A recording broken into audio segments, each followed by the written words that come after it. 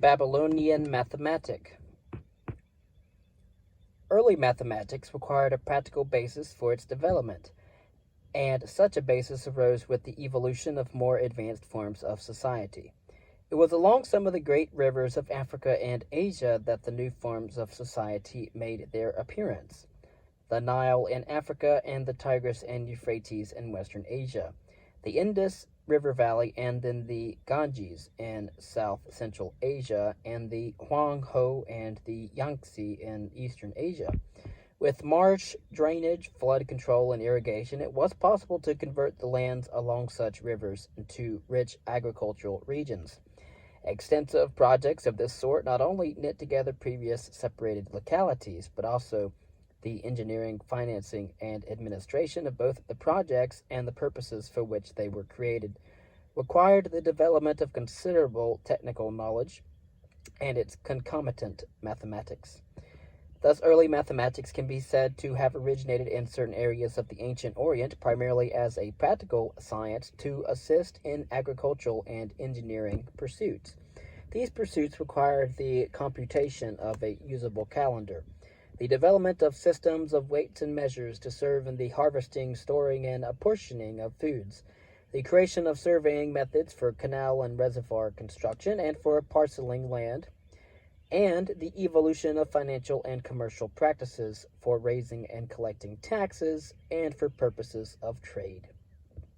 As we have seen in history, the initial emphasis of mathematics was on practical arithmetic and mensuration.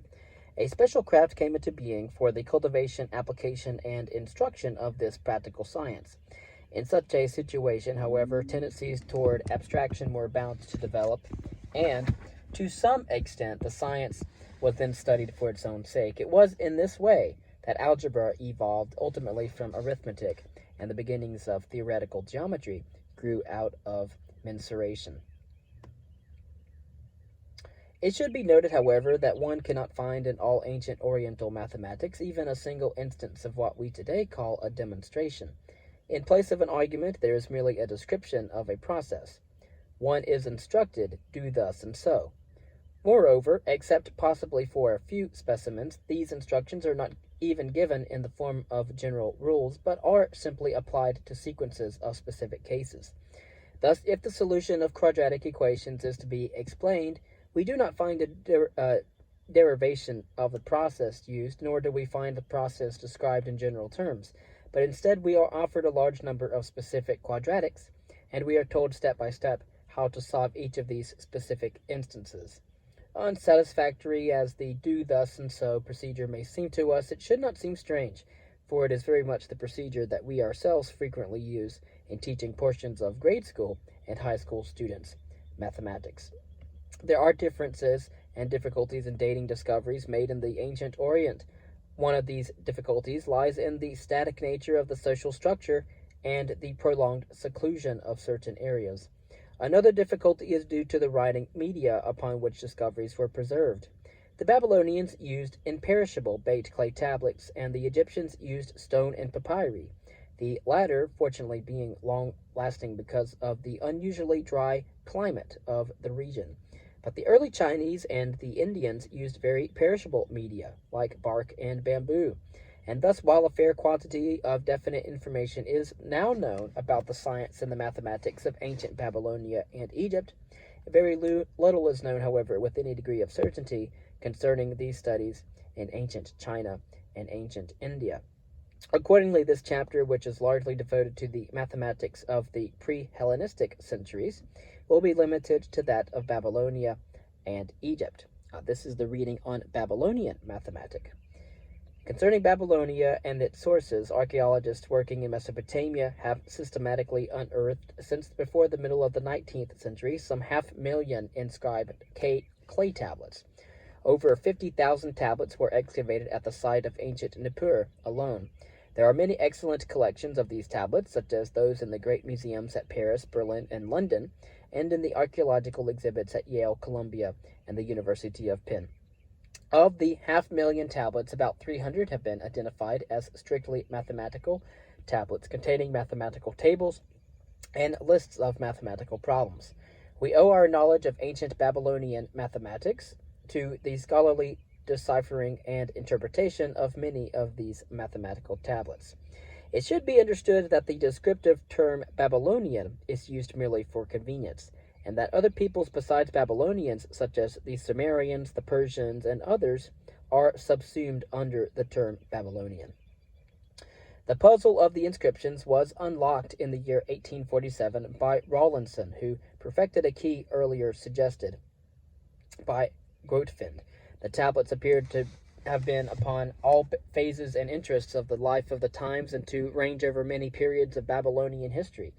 There are mathematical texts dating from the latest Sumerian period, perhaps 2100 BCE, a second and very large group from the succeeding First Babylonian dynasty of King Hammurabi's area and on down to about 1600 BCE, and a third generous group running from around 600 BCE to 300 CE, covering the new Babylonian Empire of Nebuchadnezzar and the following Persian and Seleucidian eras. The lacuna between the second and third groups coincides with an especially turbulent period of Babylonian history.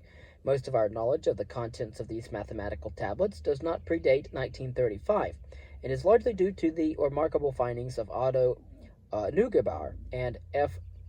Thoreau Dangen. Since the work of interpreting these tablets is still proceeding, new and perhaps equally remarkable discoveries are quite probable in the near future. Concerning commercial and agrarian mathematics, even the oldest tablets show a sign of level of computational ability and make it extremely cogent that the sexagesimal positional system was already long well established. There are thousands of texts of this early period dealing with farm deliveries and with arithmetical calculations based on these transactions. The tablets show that these ancient Sumerians were familiar with all kinds of legal and domestic contracts like bills, receipts, promissory notes, accounts, both simple and compound interest, mortgages, deeds of sale, and guarantees. There are tablets which are records of business firms and others that deal with the systems of weights and measures. Many arithmetical processes were carried out with the aid of various tables. Of the 300 mathematical tables, about 200 of those are table tablets. These table tablets show multiplication tables, tables of reciprocals, tables of squares and cubes, and even tables of exponentials. These latter were probably used along with interpolation for problems on compound interest. The reciprocal tables were used to reduce division to multiplication. That the calendar used by the Babylonians was established ages earlier is evidenced by the facts that the year started with the vernal equinox and that the first month was named after Taurus. But the sun was in Taurus at this equinox around 4700 BCE. Thus it seems safe to say that the Babylonians had some kind of arithmetic as far back as the 4th or 5th millennium BCE. Concerning geometry, Babylonian geometry is intimately related to practical mensuration.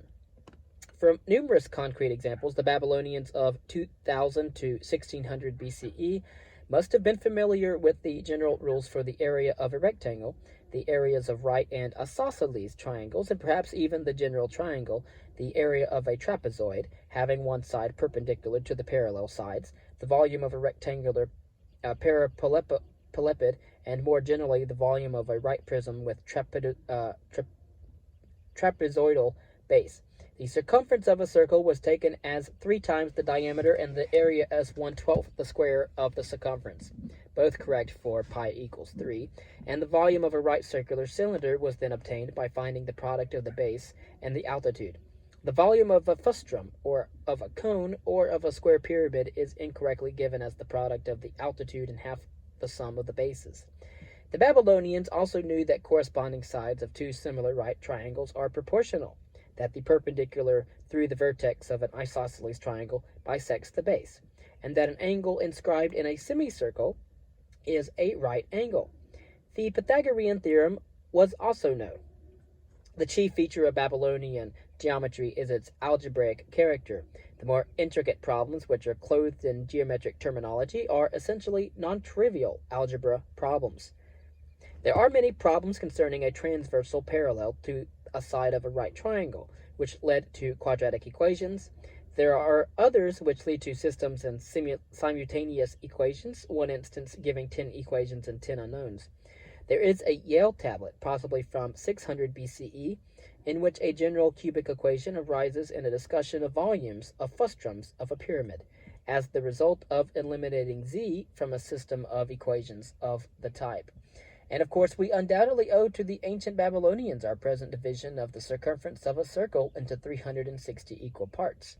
Several explanations have been put forward in order to account for the choice of this number, but none is so plausible as the following, backed by the profound scholarship of Otto Neugebauer. In early Sumerian times, there existed a large distance unit, a sort of Babylonian mile, equal to about 7 of our miles. Since the Babylonian mile was used for measuring longer distances, it was natural that it should also become a time unit, namely for the time required to travel a Babylonian mile. Later, sometime in the first millennium BCE, when Babylonian astronomy reached the stage in which systematic records of celestial phenomena were kept, the Babylonian time mile was adopted for measuring spans of time. Since a complete day was found to be equal to 12 time miles, and one complete day is equivalent to one revolution of the sky, a complete circuit was divided into 12 equal parts. But for convenience sake, the Babylonian mile had been subdivided into 30 equal parts, and thus we arrive at 12 times 30 equals 360 equal parts in a complete circuit. Concerning algebra, by 2000 BCE, a Babylonian arithmetic had evolved into a well-developed rhetorical algebra.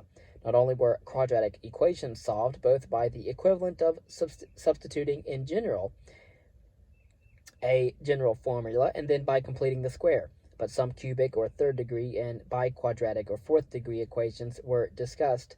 A tablet has been found giving a tabulation not only of the squares and the cubes of the integers from 1 to 30, but also of the combination n cubed plus n squared for this range. A number of problems are given which lead to cubics of the form x cubed plus x squared equals b.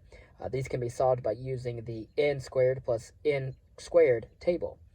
There are some Yale tablets of about 1600 BCE listing hundreds of unsolved problems involving simultaneous equations which lead to biquadratic equations for solution.